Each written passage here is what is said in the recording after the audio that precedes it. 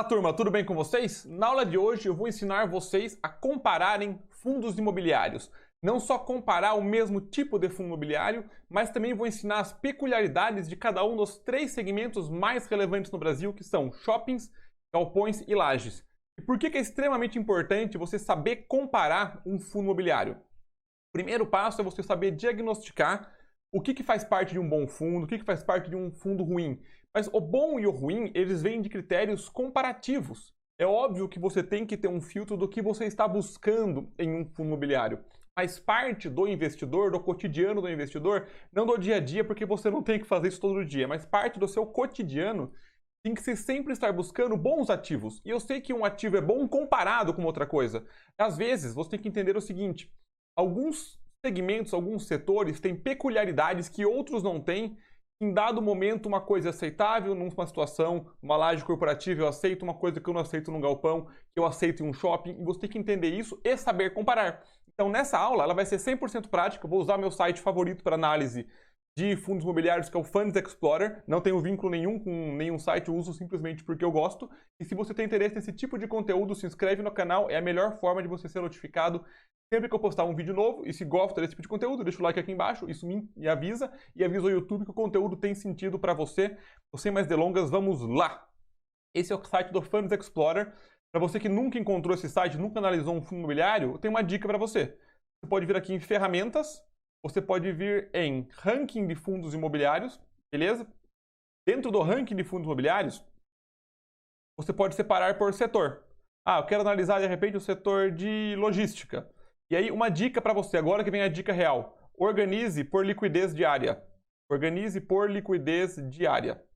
Vamos lá para a tela e explicar o porquê. Por que eu gosto de organizar por liquidez diária? É um critério neutro, que não me diz nada em relação à qualidade dos imóveis, à vacância, aos contratos, ao gestor, nada. Porém, me mostra que é um fundo muito negociado no mercado. E por ser um fundo muito negociado no mercado, tem chance dele ter algumas boas qualidades.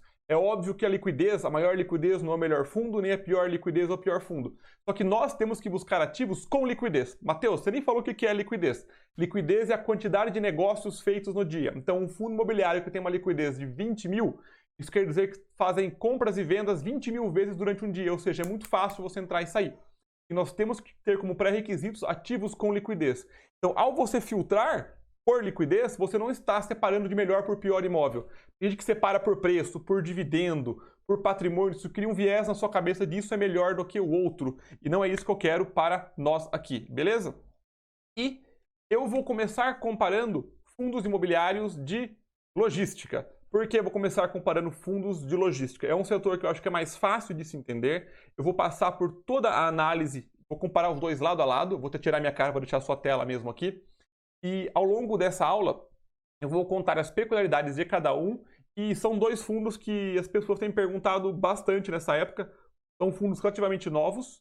E sem mais delongas, vamos para a tela aqui. Eu vou só tirar minha cara para ficar mais fácil. Opa, aqui. Eu vou comparar o fundo XPIN, que é da XP, e o BRCO, ambos do setor logístico. Coloquei diretamente um ao lado do outro para vocês entenderem realmente como que eu avalio um fundo imobiliário, beleza? Vamos lá. Eu vou seguir, pessoal, a ordem que o site está me mostrando, ok? Não necessariamente a ordem do que eu acho mais importante. Aqui, ó, a liquidez diária do XPIN e do BRCO, ela é extremamente parecida. 12 mil contra 11 mil, vai, então a liquidez tem equivalência. O patrimônio deles, patrimônio líquido, deixa eu afastar a tela para ver aqui, ó. O patrimônio líquido do XPIN é de 720 milhões, enquanto que o patrimônio líquido do BRCO é de 1,2 bilhões. Eu gosto quando o fundo tem um patrimônio perto de 1 bilhão. Primeiro ponto que eu vou explicar para vocês. Por que eu gosto de um patrimônio líquido grande? Isso quer dizer com um grande grau de certeza que o fundo ele tem vários imóveis, ele é um fundo com valor significativo. Tamanho é documento, tamanho é documento. Você tem um porte muito grande, não é garantia de, porém é um indício forte que você tem estrutura para segurar no momento, você tem patrimônio para garantir a sua rentabilidade futura. Eu prefiro quando os fundos imobiliários são grandes, porque eles não começam grandes, eles começam e vão se estruturando. Já os dois gestores principais da XP e a Bresco são gestores muito bem conhecidos Então, patrimônio para mim, quanto maior, melhor. Perto de 1 bilhão, para mim, é show de bola. Então, voltemos para o site. Legal, voltemos aqui. E vou ler a descrição de cada um deles. O que eu busco aqui mais diretamente? Vocês vão ler com calma na casa de vocês. Eu estou sendo bem mais direto aqui. Primeira coisa que eu busco, quando ele foi constituído, 2018, constituído em 2014. Então, ponto para mim para o... Esse aqui é qual mesmo? É o Bresco. Ponto para o da Bresco, porque quanto mais tempo ele existe, mais por crises ele passou. Isso é um indício de que o fundo tem uma estrutura que sobrevive a situações não muito confortáveis. Eu consigo ver como o fundo se comportou desde 2014 contra desde 2018. Mas, Matheus, a gestora não tem um impacto nisso? Também tem. É óbvio que olhar o histórico do gestor, que está logo aqui embaixo falando quem que é quem. Ó, a gestão, cadê? É administrado pela Vortex, no caso, e aqui a BR é administrado pela... Cadê? Administração deles... Rivera Trust. Legal. Então, você é óbvio que o administrador também tem um peso muito grande por trás disso, só que eu gosto de analisar no fundo, beleza? Outra coisa que eu olho aqui é a taxa de administração. Do XPIN, ela vai de 3,75 a 7,25 do faturamento mensal, ok? É do faturamento mensal. Enquanto a taxa de administração do Bresco é mais ou menos 0,09, mais ou menos não, é 0,0975 ao ano, até R$1 bilhão, e ela vai subindo conforme o valor do mercado passa. Taxa de gestão de 1% ao ano ao mercado. Então não dá para comparar diretamente, tem que pegar e fazer a conta, porque uma é em cima do faturamento, a outra é uma taxa de gestão em cima do patrimônio líquido dele. Então tem que literalmente pegar e fazer a conta, não vou fazer aqui agora, por óbvio. Mas quando pega uma taxa, tem que ter uma comparação. Essa receita representa quanto do patrimônio? A gente vai pegar um relatório gerencial, você pode pegar o histórico do último ano e fazer uma conta e ver o percentual que dá. 95% dos fundos imobiliários é um percentual do patrimônio contra percentual do patrimônio. 1%, 0,8%, enfim. Nesse caso aqui já tem uma desconexão que eu teria que pegar e fazer essa conta para entender qual que é a taxa de administração que tem mais ou menos sentido. Beleza? Bora lá. Continuando aqui, cotação do XPIN. Não me importa a cotação, porque eu não sou o cara que compra preço, que compra valor. Só de curiosidade, vamos olhar o histórico dele aqui. Ó, na crise agora, ele chegou a valer R$207 e chegou para 88 no pico da crise, né, em março. E o preço médio dele está girando em torno de 118 e quase recuperou tudo nessa época agora. De curiosidade, vamos olhar o do Bresco, olhando o máximo também dele. Também esses fundos sofreram bastante no pico da crise. E é legal olhar esses dois gráficos para ver o seguinte. Olhem que curioso, como a recuperação foi rápida. A queda foi rápida, a recuperação foi rápida. Matheus, sabia que ia recuperar? Não. Sabia que ia parar de cair? Também não. Mas olha que legal esse primeiro conceito. Se você entende que isso era um momento de pânico, você vai sair comprando? Também não. Você tem que saber avaliar se o fundo sofreu nessa época. Porém, o pânico de mercado, ele existe. A euforia de mercado existe. E por isso que olhar preço, você sofre, você morre do coração. Eu vou ter R$200 o fundo, caiu para 88, meu Deus, eu saio, perdi dinheiro. Você tem que aprender a analisar a qualidade do ativo. E é isso que eu vou te ensinar aqui hoje. Olha o preço, olha o estresse que foi olhar esse preço, contra vamos olhar de fato o fundo. Beleza? Voltando. Continuando aqui o XPIN, vamos descer. Aqui é um compilado geral. Eu gosto quando a gestão é ativa. Não uma gestão passiva, quer dizer que o gestor ele pode decidir renegociar contrato, decidir comprar mais imóveis, ele atua ativamente no fundo. Vamos ver se o Bresco também tem gestão ativa. Também tem gestão ativa. Show de bola. Taxa de performance, o XPIN não tem, já gosto. Taxa de performance, o Bresco ele tem uma taxa de performance, eu não gosto. O que é uma taxa de performance? A taxa de performance é um percentual que o gestor pega quando ele bate uma meta. Pode ser, por exemplo, 20% do que ganhar do IFIX, que é o índice dos fundos imobiliários. Então, se o IFIX subiu 10%, o fundo da Bresco subiu 15%, ele, além da taxa de administração, ia pegar 20% da diferença. Então, ele ia pegar 1% desses 5% para ele. Eu não gosto porque o rendimento de fundos imobiliários, propriamente dito, já são, na teoria, um pouco menores. Então, começar a pegar performance, isso acaba me incomodando muito mesmo, porque tem um risco menor na parte de imóveis do que, por exemplo, um fundo de ações. O gestor tem um prêmio por bater o Ibovespa. Eu também não gosto de fundos de ações, de fundo de investimento de maneira geral, com exceção de fundo imobiliário, que é uma estrutura distinta. Mas taxa de performance me incomoda. Então, ponto negativo para Bresco na minha análise. Continuando. Taxa de administração aqui. Como já vimos acima. Dados gerais e a política, vocês vão ler isso daqui com calma, ver qual que é a política de cada um. E agora, uma análise extremamente importante. Aqui, ó, deixa certinho. O histórico de dividendos. O histórico de dividendos. O histórico de dividendos do XPIN, ele é relativamente estável. Teve uma queda agora em março, abril, começando a se recuperar de maio para frente, muito provavelmente por causa da crise. Mas tirando isso, é um histórico relativamente estável. Já não temos tanto histórico aqui no caso da Bresco, mas aparentemente bem estável. E olha que curioso. Olhem isso daqui que eu quero que vocês prestem muita atenção. Quem tinha o fundo imobiliário da Bresco recebeu 0,56 centavos por cota em janeiro, 0,55 em fevereiro, 0,55 em março, 0,56 em abril, ou seja, muito estável, certo? O dividendo é o principal fluxo de caixa do fundo imobiliário. Olhando agora o da XPIN, ele recebeu 0,71 em fevereiro, caiu para 0,56 em março, 56 em abril, voltou a se recuperar um pouquinho e está em 62 até a parte de julho. Olhem os dividendos, que é o fluxo de caixa do fundo imobiliário para você. Agora, olhem o que aconteceu com o preço. Vamos pegar esse ano, os dois. Vou pegar esse ano. YTD é Year to Date. Olha aqui, ó, é mais gritante no da Bresco. Quem estava comprando estava 127, viu que o fundo chegou a cair para 94, viu ele cair para 120, 115, 110, 105, 100, 94, entrou em pânico. Olha esse gap que tem aqui e depois, se você tampar, isso aqui é praticamente uma linha reta, você tampar esse buraco. Quem olhou isso daqui entrou em pânico. Quem olhou que o fundo continuou a pagar dividendos para você, ficou tranquilo. A mesma coisa aqui no XPIN, apesar de ele ter, vai pegando todos os meses, ele teve algum pico, como os fundos imobiliários têm às vezes, um pico de euforia, tem um pico de pânico, tá vendo? Aqui provavelmente é um pico de euforia e aqui é um pico de pânico. E o preço dele acaba sendo historicamente mais estável. E se pegar o máximo aqui dele, pegar o máximo desse aqui também, olhem como isso é didático. Nos outros tipos eu vou ser mais rápido, tá, pessoal? As cotas não tendem a valorizar tanto, elas se valorizam sim, mas é porque é muito pago em dividendos. E dá um zoom aqui que é importante. Olhem como as coisas são racionais. Matheus, eu comecei a investir e eu peguei a R$120 o XPIN. E hoje ele está em 118, pelo que eu estou vendo aqui é o preço certo dele. Eu peguei caro, eu que não quero pegar as coisas caras. E qual que é a sacada?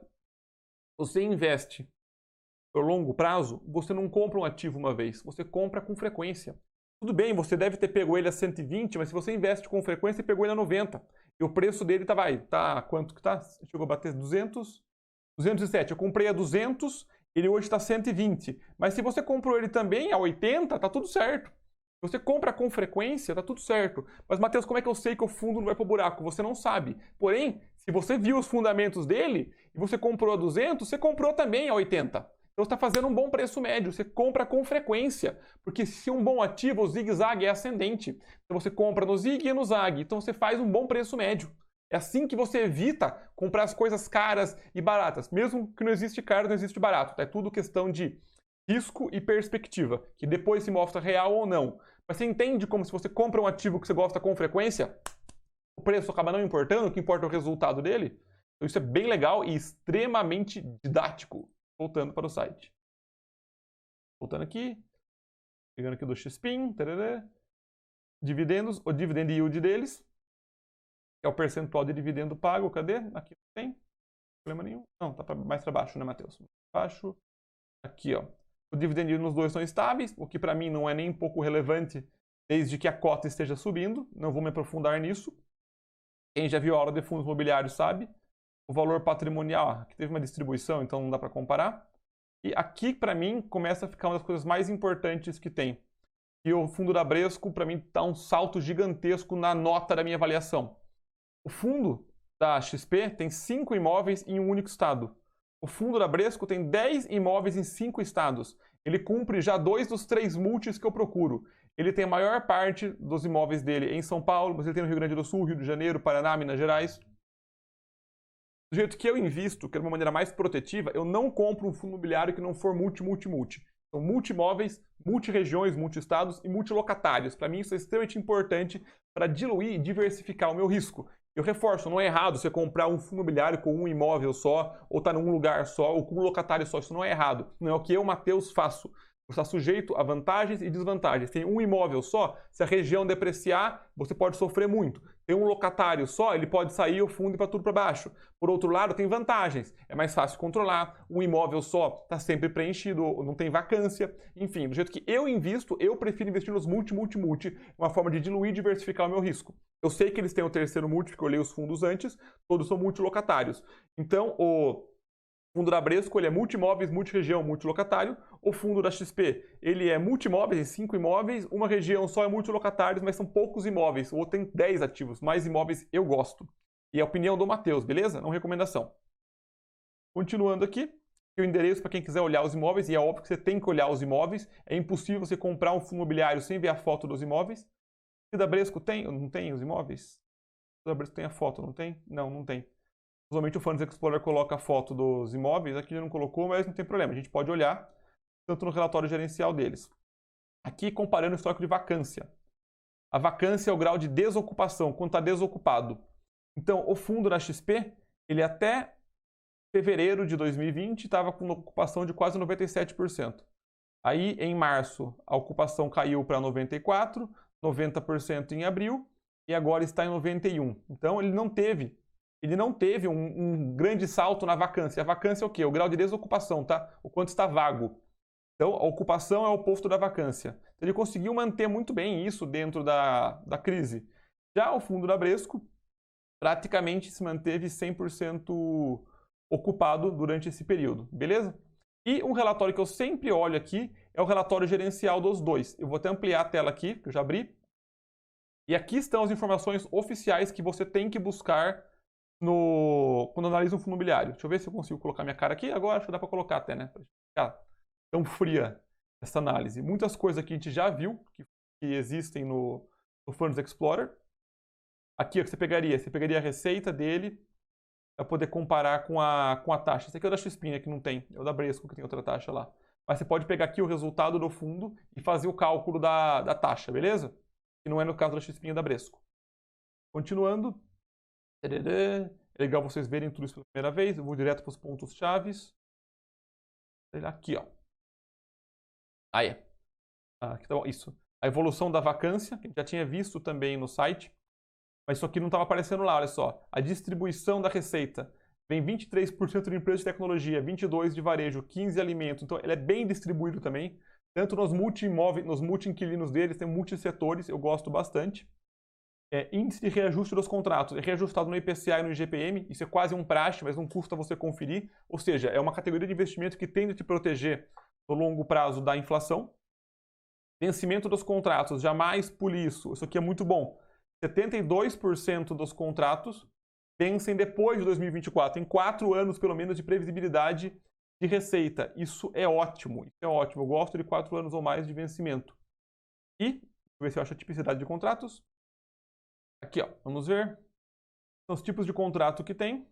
E eu gosto de contratos atípicos, tá, pessoal? Mas, infelizmente, é um percentual pequeno que eles têm de contratos atípicos. A maior parte está nos típicos. O que é isso, tá? O que é o contrato típico e o contrato atípico? O contrato típico é o padrão de loja.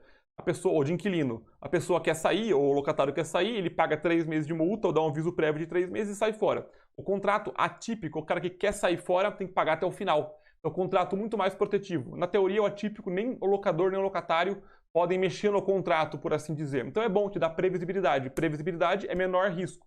Menor risco é exatamente o que eu estou buscando, beleza? E a partir daí, ele vai mostrar para você os imóveis, vai contar rapidinho a história de cada um deles, aonde que tem, a parte da locatários. E é legal você dar uma olhada e entender algo. Porcentagem de contratos atípicos é bem pouquinho, o da XP então me incomoda um pouco. Ainda mais por ser a parte logística, que deveria ter mais. Mas show de bola. Vamos agora olhar o relatório da Bresco. Está aberto aqui também? Está aberto. Bora para a tela. O da Bresco, mesma coisa aqui, sim, tem que olhar a parte da taxa, ó. Está descontado já de fato da receita a taxa para você dar uma olhada. Taxa de gestão também somado 1%, o que acaba me incomodando também. Um pouco alta, apesar de ser mais multi. E o portfólio, isso aqui é bem bacana. Da localização deles, ele é bem mais distribuído, a maior parte está em São Paulo, mas para mim não tem problema, porque São Paulo realmente é a cidade que mais movimenta a economia do Brasil. 40% da receita vem só da cidade de São Paulo. E olha a carteira de clientes deles, só gente pequena, né? Magazine Luiza, Grupo Pão de Açúcar, BR Foods, Natura, B2W, enfim. São empresas excelentes. Composição da carteira, eu gosto muito da qualidade do relatório também. Varejo, logística, indústria, então é bem distribuído. Legal. Classificação de risco, beleza. A vacância deles está baixa também. O prazo médio para vencer os contratos, 4 anos e meio. Cuidado com isso aqui. Opa, agora estão vendo. 4 anos e meio para vencer o contrato, mas tem contrato que vence em 6 meses, que vence em 10 anos. Isso aqui eu gosto. 80% dos contratos atípicos, ponto a favor. E aqui imóvel por imóvel. Cadê? O tipo de contrato atípico, com o Grupo Pão de Açúcar. Prazo para vencer o contrato, 1,8 anos. Contrato atípico, para vencer em 3 anos, enfim. Aqui você vai pegar imóvel por imóvel e ver quanto cada um está de fato para vencer. E aí você decide o diagnóstico, qual que você compra, qual que você não compra, o que você quer, o que você não quer, dá por lá dividend yield, enfim, eu estou fazendo uma comparação geral desses dois ativos. Não que eu vá comprar algum deles, eu estou comparando esses com esses. Mas entre esses dois, eu, Matheus, mesmo com a taxa de administração um pouco maior, eu iria fazer a conta para ver o percentual que me bate, eu estou tendendo a ir para o BRCO, que é o da Bresco. Eu tenho fundos da XP Logísticos também, mas nessa comparação, se eu tivesse só esses dois fundos, eu tivesse que escolher um, eu acabaria por escolher o fundo da Bresco, legal? Agora eu vou abrir aqui para nós o fundo, vamos mudar a categoria e abriram fundos de lajes. Aí, pessoal, agora mais rápido, vou comparar o BBPO11, que é o fundo do Banco do Brasil, bem polêmico esses tempos, com o HGRE11, que é da Rede Grifo Crédito Suisse. Vamos lá. Liquidez diária deles parecido também. Valor patrimonial do Banco do Brasil, 1,6 bilhões. O valor do patrimonial do fundo da Crédito Suisse, HGRE, 1,8. Fundo tipo tijolo, segmento bancário, mas é mais laje corporativa. Uma olhada aqui, constituído em 2011, boa data de constituição. Mas um problema deles vocês já devem estar pensando qual que é. Eu vou chegar lá. Taxa de administração 0,27% ao ano, show de bola. Paga todo o 10º dia do mês, blá, blá, blá. Legal, padrão. Vamos agora mais rápido para cá. O HGRE. Escritórios comerciais, legal, também tipo tijolo. O fundo existe desde 2007, também existe há um bom tempo, excelente no meu caso. Ó, administrado pela Crédito Suisse, gosto muito, para mim, o melhor gestor que tem, na minha humilde opinião. Taxa de administração um pouco mais alta, por cento. E também pagando 10º dia útil. Legal, vamos descendo. As cotações dos dois. Vou dar uma carregada aqui. Vamos seguindo, depois a gente dá uma olhada. Informações básicas. Cada um deles, beleza? Tipo de gestão passiva, já me incomoda um pouco. É uma gestão ativa, aqui já é uma gestão ativa. O HGRE, então ponto a favor dele no meu caso. Não tem nenhuma outra taxa escondida em nenhum dos dois. E no taxa de administração 0,28%. O patrimônio líquido, legal.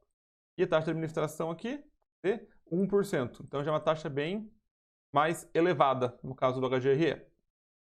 Os imóveis dele aqui tem as fotos para você poder olhar. Mas é sempre bom você conferir. Tem qualidade dos imóveis, a localização. Em laje corporativa, pessoal, tem uma característica específica que eu vou comentar daqui a pouquinho, tá? Aqui sempre lê o objetivo político do fundo. Acabou não colocando as fotos, porque são 60 imóveis do Banco do Brasil. Mas uma coisa extremamente importante para qualquer fundo imobiliário é a localização, certo? Mas no caso de laje corporativa, para mim a localização é muito mais vital ser perto de centros urbanos, que é avenida, cidades grandes. Por quê? Laje corporativa são andares de escritórios, certo? Usualmente, no qual tem dentro deles dezenas de inquilinos. No caso do Banco do Brasil, é o prédio do Banco do Brasil. Estou só comparando porque eles se comparam com lajes corporativas, ok? Só para vocês entenderem a diferença. Mas a sacada é fácil um locatário sair. Os contratos, a maioria, costumam ser típicos. Então é fácil um cara sair de um prédio e ir para outro. Ele só quer um lugar físico. Ele quer um galpão logístico, que o ponto geográfico é estratégico. Então, a localização nesse carinha aqui é location, location, location. É a localização, a coisa mais importante que tem. Perto de avenida, centro urbano, grandes cidades, um prédio com qualidade visual, porque a parte administrativa vai estar dentro, a empresa vai estar dentro dela. Então, é muito importante você avaliar esse aspecto diferente, beleza? Então, voltemos agora, prosseguindo, os dividendos do Banco do Brasil, que olha só, aqui chama muito a atenção, que são dividendos historicamente crescentes.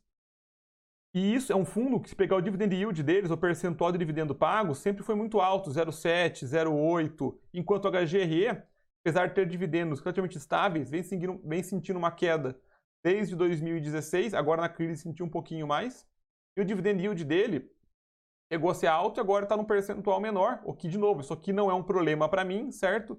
Desde que isso aqui esteja estável. Mas o número absoluto de dividendo pago do Banco do Brasil é até mais alto.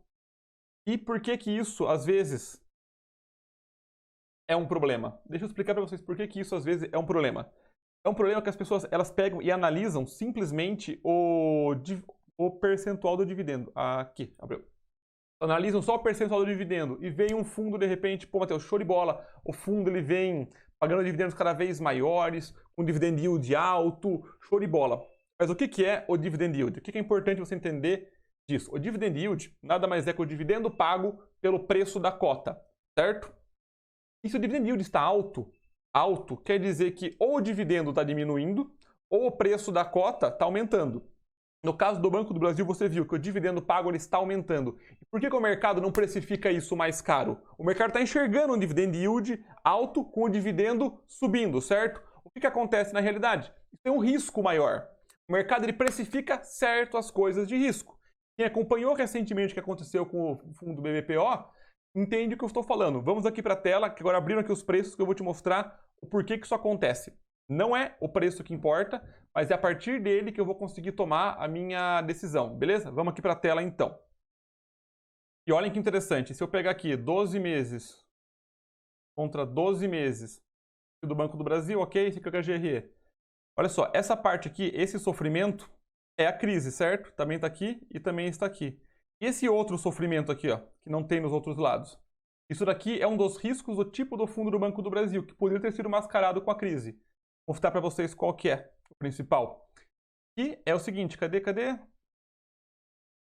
Olha, então tem 64 ativos em 14 estados. Caramba, é muito ativo. Enquanto o HGRE, ele tem 22 ativos em 4 estados, concentrado na maior parte de São Paulo. O problema é que todos esses carinhas aqui, todos eles, são lugares do Banco do Brasil. É um locatário só, enxerga? E recentemente, o Banco do Brasil saiu de diversos desses imóveis. Ele pegou uma boa parte e saiu por causa do home office, da reestruturação. Isso fez com que o mercado sentisse. Então, aparentemente, dividendo só subindo, dividendo yield alto, com multilocatários, com multimóveis, multiregiões, um fundo sólido, com uma boa base, uma taxa ok, entendeu? Só a gestão passiva que incomoda, uma taxa de administração bem baixa, só que tem um locatário só. Isso é um risco e o mercado precifica esse risco. O mercado precifica esse risco. E ao precificar esse risco, você tem a ilusão que você achou uma barganha. Não que é errado investir nesse fundo. Para vocês terem uma ideia, esse foi um fundo que eu investi quando eu comecei, gostei muito dele. Eu fiquei por 3 anos e meio, 4 anos com ele. Eu, por uma coincidência, feliz coincidência, eu me livrei dele no começo desse ano. E eu não tinha mais sentido pro meu perfil, que eu estou buscando coisas mais protetivas, mas ele foi um fundo que desempenhou muito bem e não acho que é um fundo que tende a ir para o buraco, por assim dizer. Mas o que vale a minha opinião? É o seu perfil de risco e a sua decisão. Beleza? Entenderam a diferença que eu quis mostrar aqui para vocês? Olha só aqui em termos de vacância. É zero, é sempre zero. É sempre zero. Por quê? Isso aqui não é vacância, tá, pessoal? É ocupação financeira e ocupação física, tá? Quanto de dinheiro está entrando e não sei por que não tinha nos outros meses. Mas a vacância aqui, ó, é zero, é sempre zero, não tem vacância. A vacância é azul escuro ou amarelo. Já no HGRE, tem uma vacância, só que é uma vacância estável, entendeu? É uma vacância estável, por quê? São vários imóveis com vários andares, trocando locatário com alta frequência. Beleza? Então agora entenderam essa diferença, como funciona do galpão para a laje? Vamos agora bem rápido para os shoppings. Beleza? Vou abrir aqui os shoppings. Vou comparar o fundo da VISC com o XP Malls. Liquidez 43 mil contra 45 mil. Patrimônio 1,7 contra patrimônio de 2. Beleza, continuando aqui. Segmento em shoppings, beleza. Tranquilo, subindo, seguindo aqui. Desde 2013, então ponto para ele em termos de tempo de vida. Tarará, tarará. Administrado pela BRL Trust, distribuidoras. Taxa de administração, as taxas da Vinci são mais pesadas mesmo, é 1,35. Tá? Beleza. Vamos ver aqui do XPMOL. XPMOL, vamos ver. Igualzinho. 2017 é um fundo mais novo, mas a XP é um gestor bem antigo, bem clássico. A gente pode ter um certo grau de confiança. Administrado pela BTG Pactual, gosto muito da BTG, então ponto para ele, na minha avaliação, certo? Taxa de administração entre 0,7 e 0,95, não é uma taxa tão baixa, mas é uma taxa menor do que no caso do VISC. Beleza. E taxa de performance, isso aqui me incomoda bastante do que bater o IPCA mais 6. Nem para comparar com o próprio IFIX, então para mim isso é um ponto contra. Legal? A cotação aqui, não sei se está carregando ou não. Só de curiosidade, vamos pegar nos 12 meses. Aqui, ó, olha o pico, olha o medo da galera do fundo quebrar. Ele podia quebrar de fato, mas não necessariamente ele vai. Então tem a euforia e o medo e depois tende a voltar para a realidade. E, só aproveitando enquanto carrega ali, caso não carregue não tem problema, gestão ativa, não tem taxas escondidas, acaba tendo só a taxa de 1,35, que eu acho bem alta para fundo imobiliário. Eu baixei e carregou, né? Só ameaçar, igual a impressora.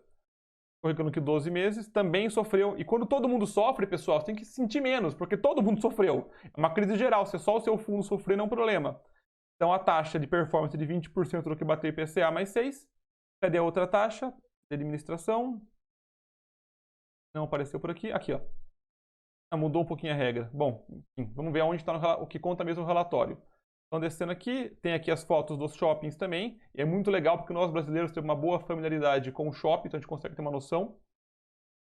Muito legal o trabalho do Funds Explorer, muito bom mesmo. A foto dos shoppings também. PML para você dar uma avaliada, conheço, não conheço, movimento, não movimento.